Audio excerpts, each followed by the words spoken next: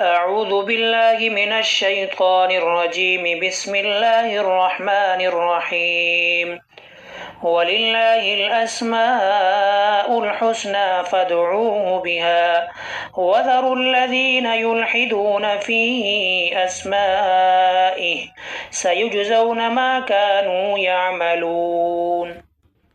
السلام علیکم ورحمۃ اللہ وبرکاتہ۔ کیسے ہیں میرے پیارے سے آل القرآن؟ میں امید کرتی ہوں آپ سب خیریت سے ہوں گے، صحت اور ایمان کی بہترین حالت میں ہوں گے۔ اللہ سبحانہ و تعالیٰ کا ہم پہ بہت کرم ہے۔ اس نے ہمیں اتنی نعمتیں عطا کی ہیں کہ اگر ہم گننے لگیں تو ہمارے ہاتھ کے پور ختم ہو جائیں، ہماری گنتی ختم ہو جائے، لیکن اس کی دی ہوئی نعمتیں ختم نہیں ہونے والی۔ انسان کیونکہ خطا کا پتلا ہے، نا شکرا ہے اور جلد باز ہے، وہ زندگی کی دوڑ دھوپ میں، اتار چڑھاؤ میں چلتے ہوئے بہت دفعہ نعمتوں کو پس پشت ڈال دیتا ہے اور اپنی کمیوں کو، ان چیزوں کو جو اسے نہیں حاصل، ان کے پیچھے خدا سے شکوہ کرنے لگتا ہے۔ اور یہ انسان تب کرتا ہے جب وہ یہ نہیں جانتا کہ اللہ سبحانہ و تعالیٰ کتنی بڑی ذات ہے۔ پچھلی نشست میں اللہ کے کرم سے، اس کی توفیق سے ہم نے اللہ کے جن دو پیارے ناموں پہ غور و فکر کیا۔ میں امید کرتی ہوں کہ ان کو جاننے کے بعد آپ اللہ کی رضا پہ راضی ہو گئے ہوں گے۔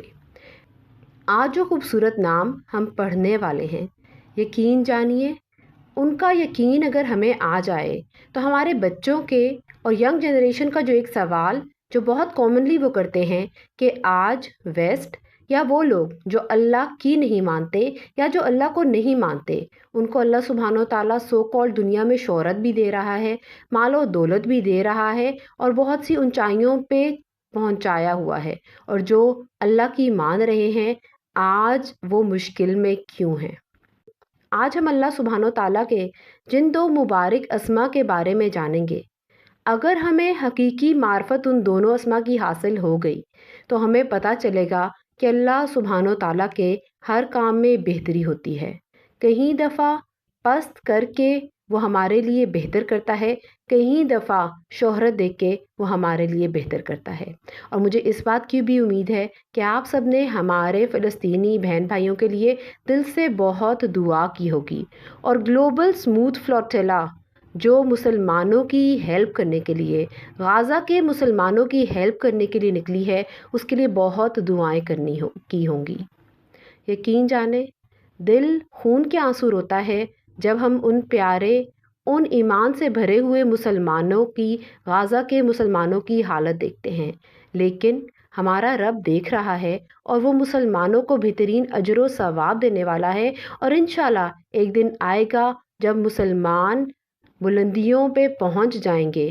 اللہ سبحانہ و تعالیٰ تمام مسلمانوں کی آزمائشوں کو ختم کرے۔ اللہ سبحانہ و تعالیٰ گلوبل سموتھ فلوٹیلا کو خیریت سے اپنی منزل مقصود تک پہنچائے۔ اللہ سبحانہ و تعالیٰ انہیں دشمنوں کے حملے سے محفوظ رکھے۔ اللہ سبحانہ و تعالیٰ غیب سے تمام دنیا کے مسلمانوں پر رحم فرمائے۔ آمین یا رب العالمین۔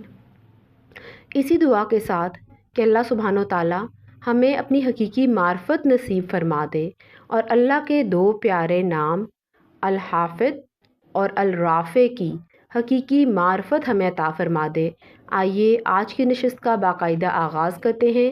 نحمدہ و نصلی علی رسولہ الکریم، اما بعد، فاعوذ باللہ من الشیطان الرجیم، بسم اللہ الرحمن الرحیم۔ ربی اشرح لی صدری ویسر لی امری واحلل عقدۃ من لسانی یفقہوا قولی۔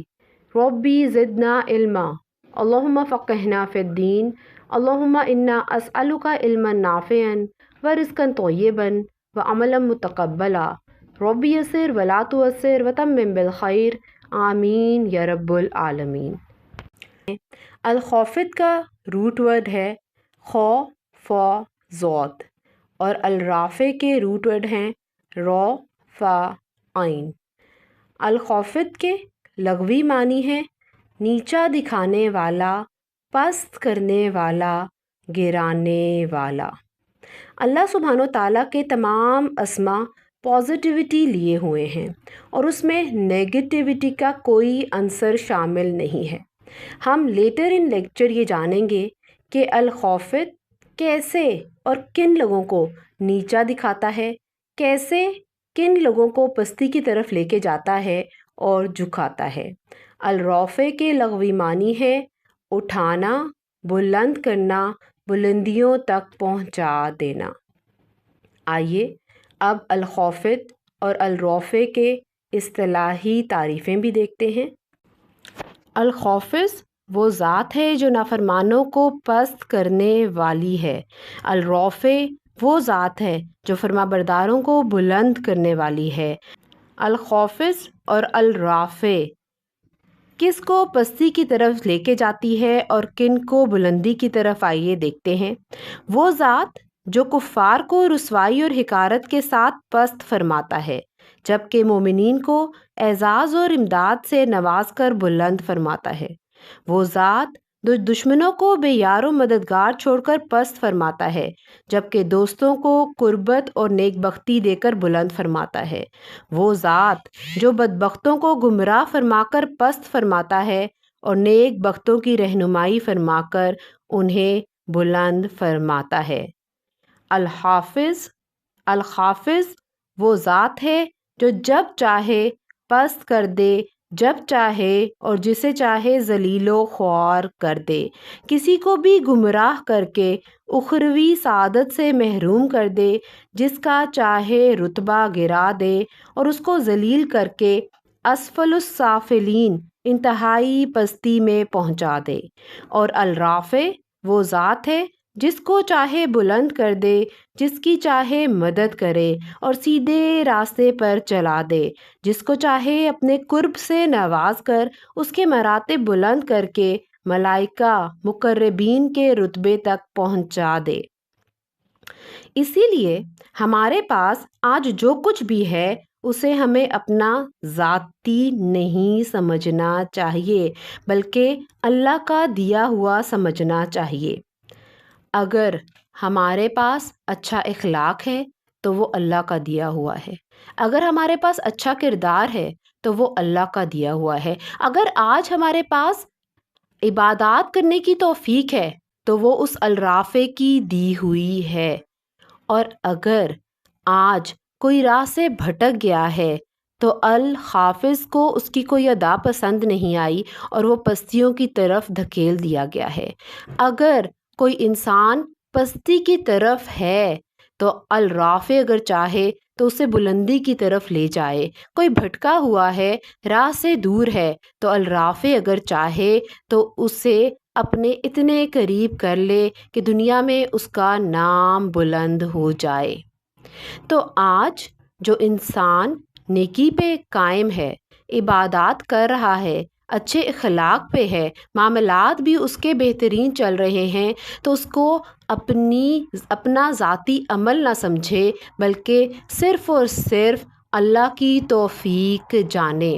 اور اگر کوئی انسان بھٹک گیا ہے، ابھی اسے ہدایت نہیں ملی، ابھی اسے اللہ کا قرب نہیں ملا، ابھی اسے حقیقی اللہ کی پہچان نہیں ہوئی، تو مایوس نہ ہو، کیونکہ پستی سے نکالنے والا بھی وہی ہے اور غرور اور تکبر کے آ جانے پر پستی کی طرف لے جانے والا بھی وہی ہے۔ اللہ سبحانہ تعالیٰ نے یہ دنیا قائم کی ہے جہاں پہ اچھے لوگ بھی ہیں اور برے لوگ بھی ہیں۔ اگر اللہ سبحانہ تعالیٰ الخافظ، سرکش اور نافرمان لوگوں کو، حد سے نکلنے والے اور فاجر لوگوں کو، نفس کے غلام لوگوں کو پست نہ کرے تو یہ دنیا فساد کی جگہ بن جائے اور ہر جگہ لڑائی، گناہ اور فساد ہی فساد ہو۔ تو الحافظ کو اگر سمجھیں تو انصاف کے ترازو کو بلند کرنے والا اور برائی کو پست کرنے والا ہے الخافظ۔ اگر اللہ سبحانہ تعالیٰ الخافظ نہ ہو تو یہ دنیا سرکشوں سے، نافرمانوں سے بھر جائے، عدل کیسے قائم رہے، توازن کیسے قائم رہے؟ تو الخافظ کی یہ صفت بہت ضروری ہے ایک بیلنس قائم کرنے کے لیے، زمین کو فساد سے بچانے کے لیے اور نافرمانوں کو قابو کرنے کے لیے۔ تو سوال یہ پیدا ہوتا ہے کہ اللہ سبحانہ و تعالیٰ کس کو پست کرتا ہے؟ سب سے پہلی بات، اللہ اور اس کے رسول صلی اللہ علیہ وآلہ وسلم کی اطاعت سے نکلنے والوں کو اللہ پست کرتا ہے۔ جس دن ایک مسلمان کو یہ یقین آ جائے کہ اللہ اور اس کے رسول صلی اللہ علیہ وآلہ وسلم کی اطاعت دنیا آخرت کی کامیابی کے لیے ضروری ہے، تو سوال ہی نہیں پیدا ہوتا کہ کوئی انسان غفلت کی زندگی گزار سکے۔ سورہ توبہ آیت نمبر 67 میں اللہ سبحانہ تعالیٰ فرماتے ہیں، ان المنافقین هم الفاسقون، بے شک منافق وہی فاسق ہیں۔ اور سورہ مائدہ آیت نمبر 44 میں اللہ سبحانہ تعالیٰ فرماتے ہیں، وَمَن لَّمْ يَحْكُمُوا بِمَا أَنزَلَ اللَّهُ فَأُولَٰئِكَ هُمُ الْكَافِرُونَ۔ تو جو کوئی اللہ سبحانہ تعالیٰ کی نہیں مانتا تو وہ کبھی فاسق بن جاتا ہے، کبھی کافر بن جاتا ہے اور کبھی فاجر بن جاتا ہے۔ ہم خواہ مخلوق سے ڈرتے ہیں کہ وہ ہمیں پست کر دے گا، حالانکہ پستی کی طرف لے جانے والا صرف الخافظ ہے اگر ہم اس کی نافرمانی کریں گے۔ الرافع نے اتنی بلندیاں پیدا کر دی ہیں کہ ہمارے جسم میں اس نے سر کو بلندی سے سرفراز فرمایا تو وہ سارے جسم پر حکومت کرتا ہے، اور الخافظ نے پیروں کو پست کیا تو وہ سر کا حکم ماننے پر مجبور ہیں۔ اس الخافظ نے زمین کو پستی عطا کر کے پھر پستی در پستی عطا کر دی، جیسے فضا میں رفت در رفت پیدا کر دی۔ پست زمین پر بلند پہاڑ پیدا کیے اور ان کے اندر غار اور پستیاں پیدا کیں، پھر ان کی تہوں میں قسم قسم کی مخلوقات پیدا کیں، طرح طرح کے جواہرات اور معدنیات بھر دیے۔ وہ زمین کو پست کرتا چلا گیا اور اس کی پستیوں میں قسم قسم کی چیزیں اور حیوانات پیدا کر دیے، سمندروں کی گہرائیوں اور مخلوقات سے پر کر دیا، اور ان کی تہ کے اندر طرح طرح کی چیزیں بھر دیں کہ اٹلانٹک کی برف کے نیچے اس الخافظ نے تہ تر تہ مخلوقات بسا دیں۔ ہر چیز میں پستی اور بلندی اللہ سبحانہ تعالیٰ نے ہی رکھی ہے، کیونکہ الخافظ اور الرافع وہی ہے۔ اس میں مبارک الرافع قرآن کریم میں 17 مرتبہ آیا ہے اور الخافظ کی تخریج حدیث سے کی گئی ہے۔ جسے الرافع بلند کرے اسے کوئی جھکانے والا نہیں۔ حضرت ابو الدرداء رضی اللہ تعالیٰ عنہ فرماتے ہیں کہ نبی کریم صلی اللہ علیہ وآلہ وسلم نے اللہ تعالیٰ کے قول کل یوم ہوا فی شان کے بارے میں ارشاد فرمایا، اللہ تعالیٰ کی ایک شان یہ بھی ہے کہ گناہ معاف کرتا ہے، مصیبت کو دور فرماتا ہے، اور ایک قوم کو بلند اور دوسری کو پست کرتا ہے۔ الرافع نے 7 آسمان پیدا کیے، اس میں سے سب سے اونچے آسمان کو دوسروں پر فضیلت دے دی، حالانکہ مادہ 7 آسمانوں کا ایک ہی ہے۔ پھر اس نے جنت الفردوس کو دوسری سب جنتوں پر، اور جبرائیل، میکائیل اور اسرافیل کو تمام فرشتوں پر فوقیت دے دی۔ پھر اولاد اسماعیل کو ساری دنیا کے دوسرے لوگوں پر، پھر قریش کو ان سب پر، اور بنی ہاشم کو سب قریش پر، اور حضرت محمد صلی اللہ علیہ وآلہ وسلم کو سب بنی ہاشم پر، اور حضرت محمد صلی اللہ علیہ وآلہ وسلم کو تمام انبیاء علیہم السلام پر فضیلت بخشی۔ پھر صحابہ کرام رضی اللہ تعالیٰ عنہم کو بقیہ دوسرے مسلمانوں پر فضیلت دینا، یہ سب دراصل الرافع کے انتخاب اور اختیار کا نتیجہ ہے۔ اس طرح زمین کے بہت سے مقامات کو دوسرے مقامات پر، اور بہت سے دنوں کو اور راتوں کو دوسرے دنوں اور راتوں پر فضیلت دینا، یہ سب اسی کے اختیار اور انتخاب کا اثر ہے۔ تمام کائنات میں یہی انتخاب اور اختیار صرف الخافظ اور الرافع کا ہے۔ اللہ سبحانہ و تعالیٰ سورہ قصص میں فرماتے ہیں وَرَبُّكَ يَخْلُقُ مَا يَشَاءُ وَيَخْتَارُ، تمہارا رب جو چاہتا ہے پیدا کرتا ہے اور جو چاہتا ہے اختیار کرتا ہے۔ اس اختیار سے مراد یہ ہے کہ اللہ تعالیٰ اپنی مخلوق میں سے جس کو چاہیں اپنے اکرام و اعزاز کے لیے انتخاب فرما لیتے ہیں۔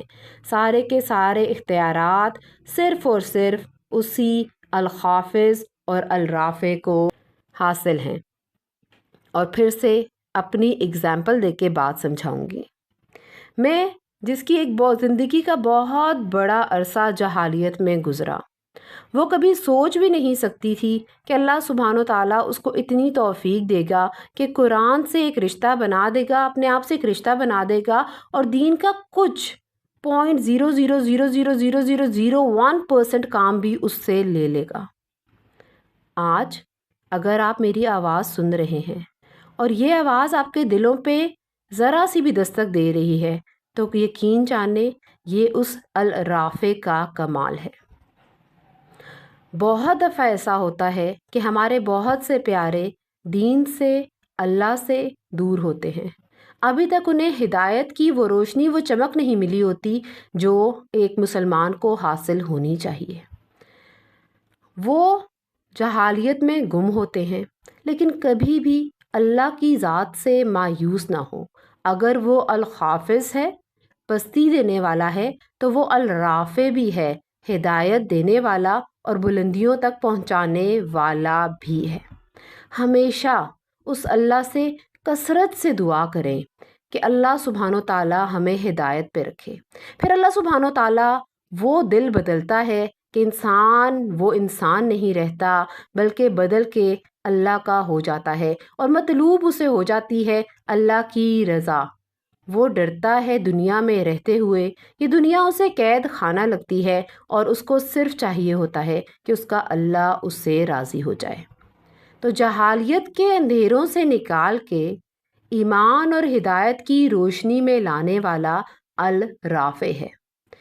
جو بھی آپ کا پیارا اس وقت ہدایت سے دور ہے، یا آپ خود بھی اگر سمجھتے ہیں کہ ہدایت کے اس لیول کو بھی نہیں پہنچے، تو الرافع کا نام لے کے اس کو پکاریں اور اس سے مانگ لیں۔ یقین جانیں وہ انسان کو وہ عطا کرتا ہے جو انسان سوچ بھی نہیں سکتا۔ وہ تو جو ہم ڈیزرو کرتے ہیں اس سے کہیں زیادہ ہمیں دینے والا ہے۔ اللہ سبحانہ تعالیٰ سورہ نساء میں فرماتے ہیں وَلَا تَتَّمَنَّوْا مَا فَضَلَ اللَّهُ بِهِ بَعْضَكُمْ عَلَى بَعْضٍ لِلرِّجَالِ نَصِيبٌ مِّمَّا اكْتَسَبُوا وَلِلنِّسَاءِ نَصِيبٌ مِّمَّا اكْتَسَبْنَ وَاسْأَلُوا اللَّهَ مِن فَضْلِهِ إِنَّ اللَّهَ كَانَ بِكُلِّ شَيْءٍ عَلِيمًا۔ اور جن چیزوں میں ہم کو ایک دوسرے پر فوقیت دی ہے ان کی تمنا نہ کرو۔ مرد جو کچھ کمائی کریں گے ان کو اس میں سے حصہ ملے گا، اور عورتیں جو کچھ کمائی کریں گی ان کو اس میں سے حصہ ملے گا، اور اللہ سے اس کا فضل مانگا کرو، بے شک اللہ ہر چیز کو خوب جانتا ہے۔ اللہ سبحانہ تعالیٰ نے غیر اختیاری فضائل کی تمنا کرنے سے منع کیا ہے۔ یعنی ایک انسان کا دنیا میں سٹیٹس کیا ہے، وہ کس سٹیٹس میں پیدا ہوا ہے، مال و دولت اس کو کتنا حاصل ہے، آرام و آسائش اس کو کتنی حاصل ہے، حسن اس کو کتنا حاصل ہے، علم اس کو کتنا حاصل ہے، یہ انسان کے اختیار میں نہیں۔ تو اللہ سبحانہ تعالیٰ نے بار بار ہمیں بتایا کہ حسد نہ کرو، دوسروں کو دیکھ کے حسد کا مادہ جو تمہارے دل میں ابھرتا ہے اس کو مت اپنے اندر جگہ دو، بلکہ اللہ کی رضا پہ راضی رہو۔ اللہ سبحانہ تعالیٰ نے ہمیں بہت پیارے اصول ان آیات میں سکھائے۔ پہلا اصول یہ واضح فرما دیا کہ جو باتیں انسان کے اختیار سے باہر ہیں ان کی تمنا کرنے سے فضول حسرت کے سوا کوئی فائدہ نہیں ہے، لہٰذا ان چیزوں میں اللہ تعالیٰ کی تقدیر پر راضی ہونا سیکھنا چاہیے۔ جس کو اللہ سبحانہ تعالیٰ نے مرد بنا دیا وہ اس پر شکر ادا کرے، جسے عورت بنا دیا وہ اس پہ راضی رہے، اور اس بات پہ یقین رکھے کہ اللہ سبحانہ تعالیٰ بہترین جاننے والا ہے۔ جس کو اللہ تعالیٰ نے خوبصورت پیدا کیا ہے وہ اس پر شکر گزار ہو کہ اس کو ایک نعمت ملی ہے، اور جو بدصورت ہے وہ بھی رنجیدہ نہ ہو اور سمجھے کہ میرے لیے اس میں کوئی خیر مقدر ہوگی۔ اگر مجھے حسن و جمال ملتا تو شاید کسی فتنہ یا خرابی میں مبتلا ہو جاتا۔ جو شخص نسب کے اعتبار سے اچھا ہے، سید ہے، ہاشمی ہے، وہ اس پر شکر کرے، اور یہ نسبت اللہ تعالیٰ کا انعام ہے، اور جس کو یہ نسبت حاصل نہیں ہے وہ اس کی فکر میں نہ پڑے اور اس کی تمنا بھی نہ کرے، کیونکہ یہ چیز کسی کوشش سے حاصل ہونے والی نہیں، بلکہ یہ اللہ سبحانہ و تعالیٰ کی تقدیر کی باتیں ہیں۔ پھر اللہ سبحانہ و تعالیٰ نے انسان کو بڑی پیاری تسلی دی کہ مرد جو کمائی کرے گا اس سے اس کو حصہ ملے گا، اور عورت جو کمائی کرے گی اس سے اس کو حصہ ملے گا۔ یعنی جو چیزیں ہمارے اختیار میں نہیں ان کی خواہش نہیں کرنی، لیکن جو چیزیں انسان کے اپنے اختیار میں ہیں، دنیا اور آخرت کی کامیابی کا مدار انہی پر ہے۔ اس معاملے میں کوئی کسی کے برابر نہیں۔ جو زیادہ محنت کرے گا اس کو زیادہ فضیلت حاصل ہوگی۔ سورہ بقرہ میں اللہ سبحانہ وتعالیٰ فرماتے ہیں فَاسْتَبِقُوا الْخَيْرَاتِ، تم نیک کاموں میں ایک دوسرے سے آگے بڑھنے کی کوشش کرو۔ کسی شخص کے علمی، عملی اور اخلاقی فضائل کو دیکھ کر ان کی تمنا اور پھر تمنا پوری کرنے کے لیے کوشش اور محنت کرنا مطلوب اور مستحسن ہے۔ اس لیے انسان کو یہ بات سمجھ لینی چاہیے کہ جو فضائل اور کمالات اختیاری ہیں وہ جد و جہد سے حاصل ہو سکتے ہیں، ان کی تمنا مفید ہے، بشرطے کہ تمنا کے ساتھ جد و جہد بھی ہو۔ لیکن جو چیزیں ہم حاصل نہیں کر سکتے ان کی تمنا کرنا انسان کو حسد میں مبتلا کر دیتی ہے۔ اور پھر اس آیت کے اختتام میں اللہ سبحانہ وتعالیٰ نے اتنی پیاری بات فرما دی، اور اللہ سے اس کا فضل مانگا کرو، بے شک اللہ ہر چیز کو خوب جاننے والا ہے۔ ہر انسان کو چاہیے کہ اللہ سبحانہ وتعالیٰ سے اس کے فضل و کرم کی درخواست کرے، کیونکہ فضل خداوندی ہر شخص کے لیے جدا جدا صورتوں میں ظاہر ہوتا ہے۔ کسی کے لیے مال و دولت فضل الہی ہوتا ہے، اگر وہ فقیر ہو جائے تو گناہ اور کفر میں مبتلا ہو جائے، اور کسی کے لیے تنگی اور تنگ دستی ہی فضل ہوتا ہے، اگر وہ غنی اور مالدار ہو جائے تو ہزاروں گناہ کا شکار ہو جائے۔ اسی طرح کسی کی عزت و جاہ کی صورت میں فضل الہی ہوتا ہے، کسی کے لیے گمنامی اس کے فضل کا ظہور ہوتا ہے، اور حقیقت حال پر نظر کرے انسان تو اسے یہ معلوم ہو جائے کہ عزت و جاہ ملتی تو بہت سے گناہوں میں وہ مبتلا ہو جاتا۔ نبی کریم صلی اللہ علیہ وآلہ وسلم فرماتے ہیں کہ اللہ سے اس کا فضل مانگا کرو، اللہ تعالیٰ اس بات کو پسند کرتا ہے کہ اس سے مانگا جائے، اور وسعت کا انتظار کرنا بہترین عبادت ہے۔ اللہ سبحانہ و تعالیٰ سے اس کا فضل مانگنے کے لیے ایک بہترین دعا جو آپ صلی اللہ علیہ وآلہ وسلم نے ہمیں سکھائی ہے، آئیے دیکھتے ہیں۔ اللہم انی اسألک من فضلک ورحمتک فإنہ لا یملکها الا انت۔ اے اللہ، میں آپ سے آپ کا فضل اور رحمت مانگتا ہوں کہ ان دونوں کے مالک آپ ہی ہیں۔ ایک مسلمان کو چاہیے، اللہ پہ یقین رکھنے والے کو چاہیے کہ اس بات پہ مکمل راضی ہو جائے کہ اللہ نے، الرافع نے، الخافض نے جس کو جس حال میں پیدا کیا ہے وہی بہترین عدل ہے، لیکن انسان اپنے اعمال کے ذریعے اللہ کا قرب حاصل کر سکتا ہے، اس لیے اختیاری چیزوں میں اللہ کی طرف بڑھتے ہوئے دین کی خدمت کرنے کی بھرپور کوشش کرنی چاہیے۔ آج کا انسان، آج کا مسلمان عروج ہی عروج چاہتا ہے، زوال کی طرف جانا نہیں چاہتا۔ تو آئیے ایک واقعہ دیکھتے ہیں جس سے ہمیں بہت خوبصورت لیسن ملے گا۔ حضرت عامر بن واصلہ رضی اللہ تعالیٰ عنہ فرماتے ہیں حضرت عمر رضی اللہ تعالیٰ عنہ نے نافع بن عبد الحارث رضی اللہ تعالیٰ عنہ کو مکہ مکرمہ کا حاکم بنا رکھا تھا۔ ان سے ایک مرتبہ دریافت فرمایا، جنگلات کا ناظم کس کو مقرر کر رکھا ہے؟ انہوں نے کہا، ابن ابزہ کو۔ حضرت عمر رضی اللہ تعالیٰ عنہ نے پوچھا، ابن ابزہ کون شخص ہے؟ انہوں نے عرض کیا، ہمارا ایک غلام ہے۔ حضرت عمر رضی اللہ تعالیٰ عنہ نے اعتراضاً فرمایا، غلام کو امیر کیوں بنا دیا؟ انہوں نے کہا کتاب اللہ کا پڑھنے والا ہے۔ یہ سن کر حضرت عمر رضی اللہ تعالیٰ عنہ نے اس حدیث کو نقل کیا کہ نبی کریم صلی اللہ علیہ وسلم کا ارشاد ہے، اللہ سبحانہ و تعالیٰ اس کلام کی بدولت بہت سے لوگوں کو رفع درجات فرماتے ہیں اور بہت سوں کو پست کرتے ہیں۔ عزت حاصل کرنے کا اور دنیا میں الرافع کی مدد سے عروج پہ پہنچنے کا یہ ایک بہت پیارا نسخہ ہے۔ اللہ تعالیٰ نے عزت اور افتخار اپنے کلام میں رکھا ہے۔ اس کی تلاوت کرنے، اس کے مطابق عمل کرنے اور اس کو دوسروں تک پہنچانے والے لوگ اللہ تعالیٰ کے نزدیک بہترین قرار دیے گئے ہیں۔ نبی کریم صلی اللہ علیہ وسلم نے قرآن مجید کو عزت و شرف کی چیز ارشاد فرمایا ہے، لہٰذا ہم سب کو کوشاں رہنا چاہیے کہ قرآن مجید کو اپنی زندگی کا بہترین ساتھی بنا لیں، اور یہ وہ اثاثہ ہے جو انسان کو پستیوں سے بلندیوں کی طرف لے جاتا ہے۔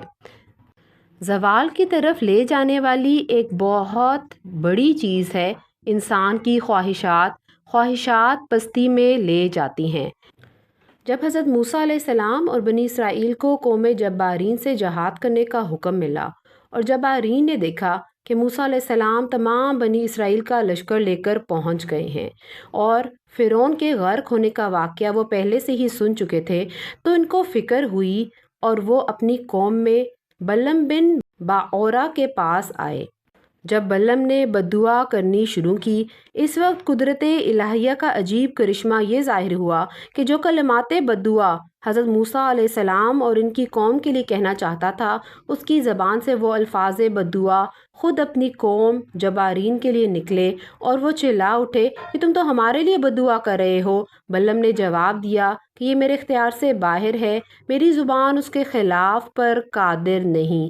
نتیجہ یہ ہوا کہ اس قوم پر بھی تباہی نازل ہوئی اور بلعم کو یہ سزا ملی کہ اس کی زبان اس کے سینے پر لٹک گئی، اور اب اس نے اپنی قوم سے کہا کہ میری تو دنیا اور آخرت تباہ ہو گئی، اب دعا تو میری چلتی نہیں، لیکن میں تمہیں ایک چال بتاتا ہوں کہ اس کے ذریعے تم موسیٰ علیہ السلام کی قوم پر غالب آ سکتے ہو۔ وہ یہ ہے کہ تم اپنی حسین لڑکیوں کو مزین کر کے بنی اسرائیل کے لشکر میں بھیج دو اور ان کو یہ تاکید کرو کہ بنی اسرائیل کے لوگ ان کے ساتھ جو کچھ کریں کرنے دیں، رکاوٹ نہ بنے۔ یہ لوگ مسافر ہیں، اپنے گھروں سے مدت سے نکلے ہوئے ہیں، اس تدبیر سے ممکن ہے یہ لوگ حرام کاری میں مبتلا ہو جائیں، اور اللہ تعالیٰ کے نزدیک حرام کاری انتہائی ناپسندیدہ چیز ہے۔ جس قوم میں یہ ہو، اس پر ضرور قہر و عذاب نازل ہوتا ہے اور وہ فاتح و کامران نہیں ہو سکتی۔ بلعم کی یہ شیطانی چال ان کی سمجھ میں آ گئی اور وہ اس پہ عمل کرنے لگے۔ بنی اسرائیل کا ایک بڑا آدمی اس چال کا شکار ہو گیا۔ حضرت موسیٰ علیہ السلام نے اس کو اس وبال سے روکا، مگر وہ باز نہ آیا اور شیطانی جال میں مبتلا ہو گیا، جس کا نتیجہ یہ ہوا کہ بنی اسرائیل میں سخت قسم کا طاعون پھیلا، جس سے ایک روز میں 70,000 بنی اسرائیل مر گئے۔ یہاں تک کہ جس شخص نے یہ برا کام کیا تھا، اس جوڑے کو بنی اسرائیل نے قتل کر کے منظر عام پر لٹکا دیا کہ سب لوگوں کو عبرت حاصل ہو، اور پھر لوگوں نے توبہ کی اور اس وقت یہ طاعون دور ہوا۔ تو الخافض پست کرنے والا وہ اللہ سبحانہ تعالیٰ ہی ہے، اور کس کو کس چیز کی کس وقت کیا سزا دینی ہے اور کس چیز کو کیسے کنٹرول کرنا ہے، یہ الخافض ہی جانتا ہے۔ اب آئیے زوال سے بچنے کے چند نسخے دیکھتے ہیں۔ الرافع بلندی دینے والا جب کسی پر سے کرم کی نگاہ ہٹا لے تو وہ خصوصی حفاظت سے محروم ہو جاتا ہے، تو پھر وہ وحدہ لا شریک لہ کو چھوڑ کر شرک و کفر و گمراہی کی وادیوں میں بھٹکتا ہے اور پستیوں میں جا گرتا ہے۔ لہٰذا ہمیشہ ہمیں چاہیے کہ عافیت اور حفاظت طلب کرتے رہیں اور ڈرتے رہیں کہ کہیں وہ نعمت سلب نہ فرما لے۔ اس لیے کہ ان باتوں پر ہر ایک کو عمل کرنا چاہیے کہ اللہ سبحانہ تعالیٰ کے الخافض کے غضب اور غصے سے پناہ مانگتا رہے۔ اپنے عمل کی قبولیت کے لیے خوب دعا مانگتے رہنا چاہیے، دوسروں کا عیوب دیکھنے سے خوب بچتے رہنا چاہیے، اور یہ دعا اہتمام سے مانگنی چاہیے۔ اللہم انی اعوذ بک من زوالی نعمتک و تحولی عافیتک و فجاءتی نقمتک و جمیعی سخطک۔ الہی میں تیری پناہ چاہتا ہوں تیری نعمت کے چھن جانے سے، اور تیری عافیت کے پھر جانے سے، اور تیری ناگہانی عذاب سے، اور تیرے ہر طرح کے غصے سے۔ اسی طرح نعمتوں کو باقی اور محفوظ رکھنے کے لیے بہت سی خوبصورت دعائیں ہمیں سکھائی گئی ہیں۔ ایک دعا ان میں سے یہ ہے کہ آپ صلی اللہ علیہ وآلہ وسلم نے کہا کہ کثرت سے یہ دعا مانگیں، اللہم لا تنزی منا صالح ما اعطیتنا، اے اللہ جو اچھی نعمت آپ نے ہمیں عطا کی ہے اس کو ہم سے نہ چھینیے۔ یہ دعا مسنون ہے۔ نبی کریم صلی اللہ علیہ وآلہ وسلم اپنے آپ کو الرافع کی نگاہ کرم اور اس کی حفاظت و پناہ کا کتنا محتاج سمجھتے تھے، اور کیسے اس سے دعائیں مانگتے تھے، یہ ہمیں اس دعا سے معلوم ہوتا ہے۔ اور ہمیں چاہیے کہ اگر ہم الرافع کا ساتھ چاہتے ہیں، ہم چاہتے ہیں کہ پستی سے بلندیوں کی طرف چلے جائیں، تو ہمیں بھی یہ دعا کثرت سے مانگنی چاہیے۔ اصل پستی گناہوں کی پستی ہے۔ جب انسان گناہوں میں لگتا ہے تو الحافظ اسے پست کر دیتا ہے۔ گناہوں کے دلدل سے نکلنے کے لیے ہمت کرنی پڑتی ہے۔ الرافع سے ہدایت اور ایمان مانگنے پڑتے ہیں۔ اللہ کے رسول صلی اللہ علیہ وآلہ وسلم نے الرافع سے رفعت مانگنے کے لیے ہمیں دعائیں بتائیں جو 2 سجدوں کے درمیان ہم مانگتے ہیں۔ رب اغفر لی وارحمنی واجبرنی ورفعنی ورزقنی واہدنی، اے اللہ میری مغفرت فرما اور مجھ پر رحم فرما اور میری اصلاح فرما اور مجھے بلند فرما اور مجھے رزق عطا فرما اور مجھے ہدایت نصیب فرما۔ جو انسان اس دعا کا اہتمام کرے اور دن میں 5 نمازوں میں 5 مرتبہ سجدوں کے درمیان اللہ سے یہ دعا مانگے، تو کیسے ہو سکتا ہے کہ الحافظ اور الرافع اس کی مدد نہ کرے، اور کیسے ہو سکتا ہے کہ اس کو پستی سے نکال کے بلندیوں تک نہ لے جائے۔ جس کو الرافع نے جتنا دیا ہے اس پر انسان کو چاہیے کہ خوش رہے اور اپنے حقوق ادا کرتا رہے۔ اس مبارک میں ان لوگوں کے لیے بہت ہی زیادہ تسلی اور سہارا ہے، دھارس ہے اور اطمینان کا سبب ہے، جو کسی امتحان بلکہ آزمائش کی وجہ سے اپنے درجے سے نیچے گر جاتے ہیں۔ ان کو مایوسی اپنے پاس ہرگز نہیں بھٹکنے دینی چاہیے، بلکہ یہ یقین رکھنا چاہیے کہ پہلے جو درجہ کامیابی یا نعمت ملی تھی وہ بھی اللہ کی طرف سے تھی، اور اب جو پستی اور ناکامی حاصل ہوئی ہے وہ بھی اللہ کی طرف سے ہے، اور میرے ذمے کوشش کرنا اور محنت کرنا ہے، لہٰذا میں دوبارہ کوشش کروں گا، دعا کروں گا، یہ ناکامی والا حال تمہارا کامیابی والے حال سے بدل دے گا الرافع۔ کاروبار میں نقصان ہو، ملازمت چھوٹ گئی ہو یا کوئی بھی پریشانی ہو، ہرگز مایوس نہ ہو، ہاتھ پہ ہاتھ رکھ کے مت بیٹھیں، اپنی پوری ایفرٹس لگا دیں، پوری کوشش کر دیں، اور اس بات پہ یقین رکھیں کہ الحافظ نے یہ پستی کا حال بھیجا ہے تو اسی ذات کا نام الرافع بھی ہے، اور وہ مجھے اس پستی سے نکال کے بلندیوں تک پہنچا دے گا، کیونکہ اس الرافع کا وعدہ ہے انی لا اضیع عمل عامل منکم، میں تم میں سے کسی کا عمل ضائع نہیں کروں گا۔ اور اللہ سبحانہ و تعالیٰ جو ہمارا خالق ہے، کیسے ہو سکتا ہے کہ وہ کسی کی ذرا برابر نیکی کو بھی ضائع کر دے؟ تو اللہ سبحانہ و تعالیٰ کے لیے عمل کیے جائیں، اپنی طرف سے بیسٹ ایفرٹس دیتے رہیں، اور اس سے دعا کرتے جائیں کہ ہمیں پستیوں سے نکال کر رفعت کی طرف، بلندیوں کی طرف لے جائے۔ آج اگر گناہوں میں مبتلا ہیں تو کوئی بات نہیں، اس سے توبہ کر لیں، اس سے مانگ لیں، کیونکہ پستیوں سے نکالنے والا الحافظ ہی ہے اور بلندیوں تک پہنچانے والا الرافع بھی وہی ہے۔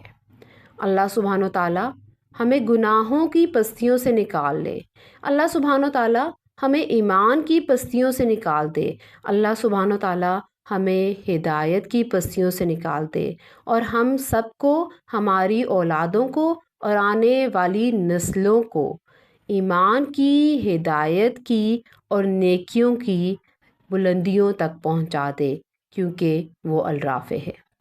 اسی دعا کے ساتھ ان دونوں اسموں پہ خوب غور و فکر کریے گا اور الخافض سے اور الرافع سے کثرت سے دعائیں کریے گا۔ انشاءاللہ اللہ سبحانہ و تعالیٰ ہماری دعاؤں کو ضرور سنے گا۔ اپنا بہت خیال رکھیے گا، دعاؤں میں یاد رکھیے گا۔ سبحانک اللہم و بحمدک، اشہد ان لا الہ الا انت، استغفرک و اتوب الیک۔ السلام علیکم ورحمۃ اللہ وبرکاتہ۔